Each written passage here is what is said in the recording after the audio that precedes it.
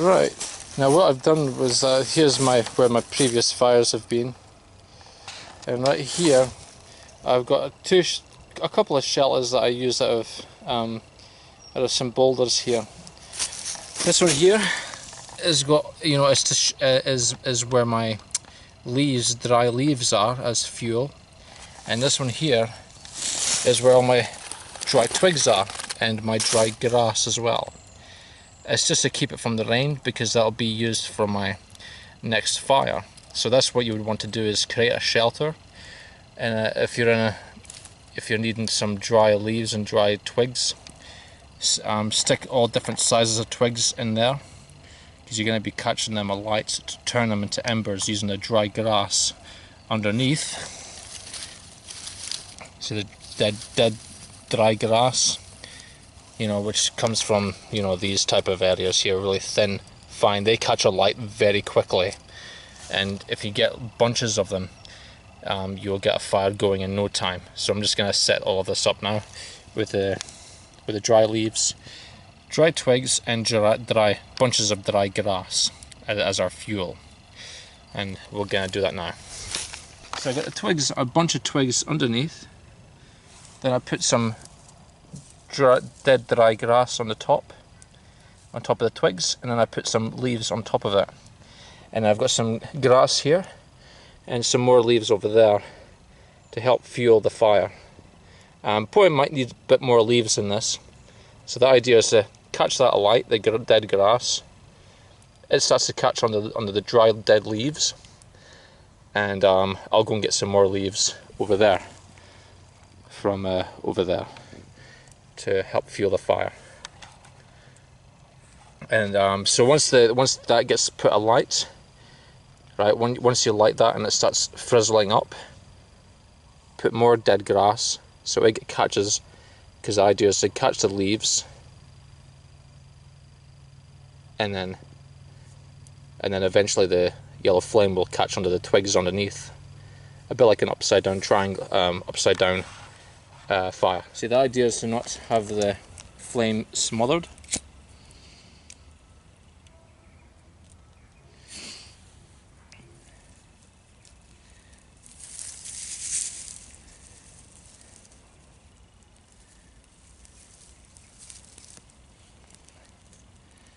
Alright, okay, so you need to, it's best to have, right, I'm quite confident that's going to burn no problem now.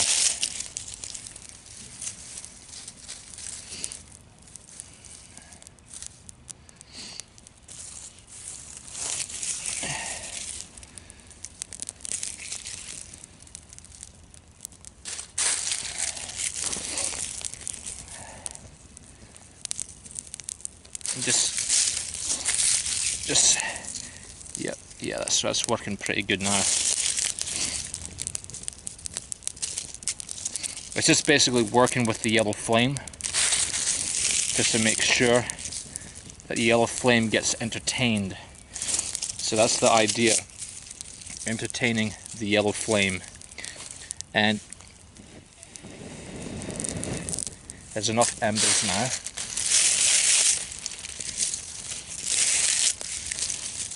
Alright, it's basically, you got to think of entertaining the yellow flame, making sure there's enough oxygen as well.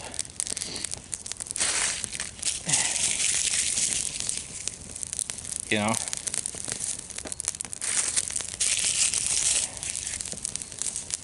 youch. Now there's a lot of heat now.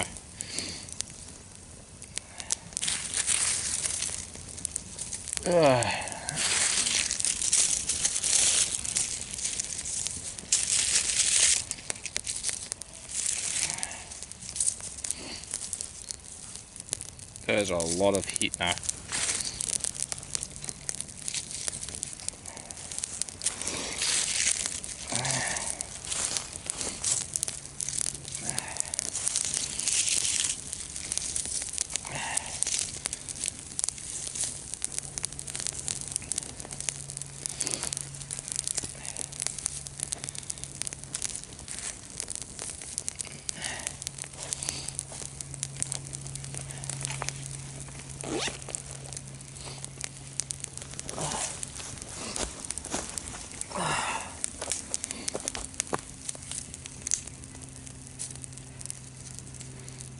And start adding the other, you know, the other sticks,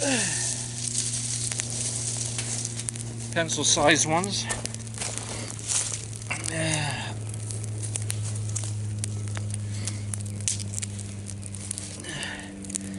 If this fire goes down, doesn't matter.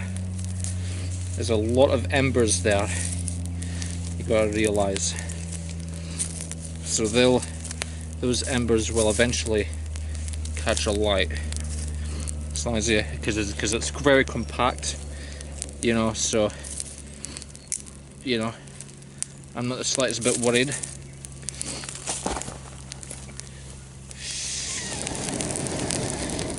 You just blow on it.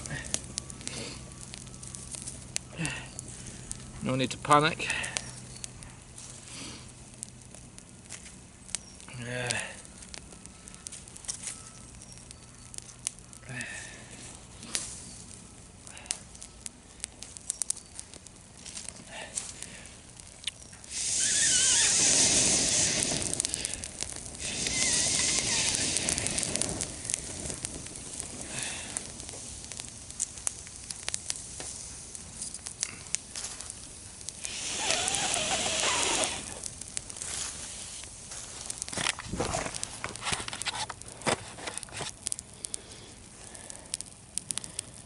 There we have it. Yeah. So yeah, the dead dry grass, you'll never run out of dead dry grass. There's just so much of it everywhere. So once you get them caught on fire with the leaves, with just scrunched up tiny bits of leaves, mix them in even, just experiment with it until you get it. But keep the grass quite compact. Don't have them too loose, because it will just burn up and the flame will just go out eventually too quickly. So that, yeah, you need to bunch up the dead dry grass just to keep the flame together, the heat together, so we've got a lot of heat compacted in within the scrunched up grass.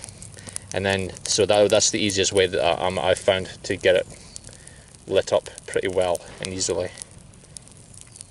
So bye for now.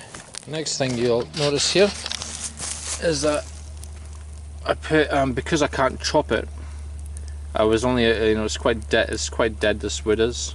So when it burns part of it, the under part, it will become weaker, and then I can break it in a half, you know. So just let the flames lick it till it's burned all the way through the logs.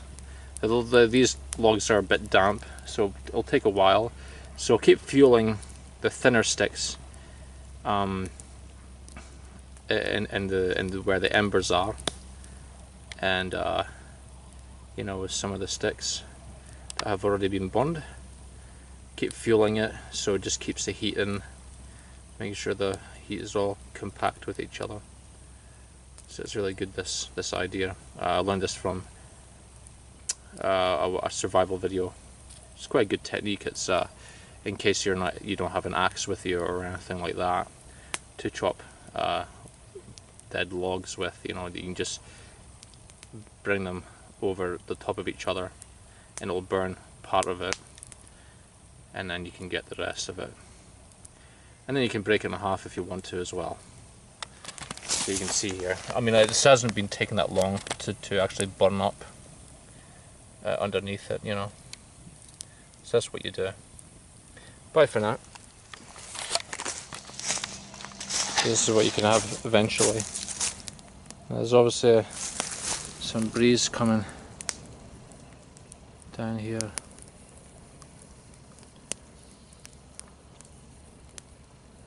And there's enough oxygen getting there. And they're licking up the areas down there, like so. There's enough oxygen getting to the embers, you see, and then they're just going up and licking up the other bits of thick branches I found lying around. Doesn't matter if they're damp, it'll start to bubble up. You'll hear it whistling like a kettle, because the damp water inside is bubbling up, you see, because of the heat, till it evaporates and then starts to burn pretty easily. You know. So there's enough heat there. So this is the good thing about this in damp conditions. Anyway, bye for now. Okay. Now this log here is burning all the way through now. So I can just take that and just slowly bring it up, like so. Look at that. And then I can just put the rest of it on top, and the other part is in there. And that will just burn up. And this other side of it as well.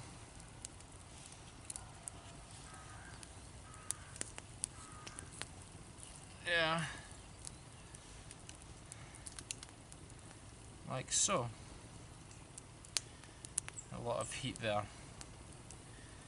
And then that will just start to burn up on there. Like so.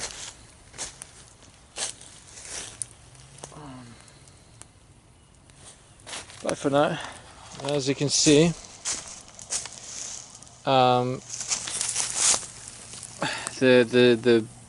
slightly really wrist thick sticks I've got here, I couldn't really break them by foot, so I just take them lengthwise and let them burn the middle areas, and crisscross them over each other, making sure there's enough gaps for the embers to keep, you know, making sure that you don't smother the fire, and then and then of course the logs underneath will start burning like crazy as well. And like this stick here, I'll just see if it's kind of, this stick, where is it? That one there. It's going all the way across over there. So that's burning in the middle. I've tried to break it, but it didn't break. You know, and then you'll just leave the middle area in the fire, obviously.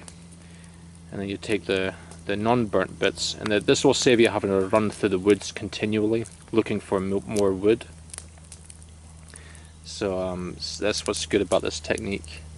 In case you don't have like an axe with you, you know. But I prefer doing it like this. I don't think there's anything wrong with doing it this way, you know. Saves you a lot of energy as well, trying to break wood that just won't break, you know, because it's too recent, it's too bendy, you know. It'll just so it's easier just to do it like this with the wrist thick sticks. And of course the thick logs there are still burning their way into there, you know. So I'll probably manipulate it, put more wood into the little gap areas there, some thick ones, you know, just to keep it fueled underneath. So anyway, that's all I have to say, and bye for now.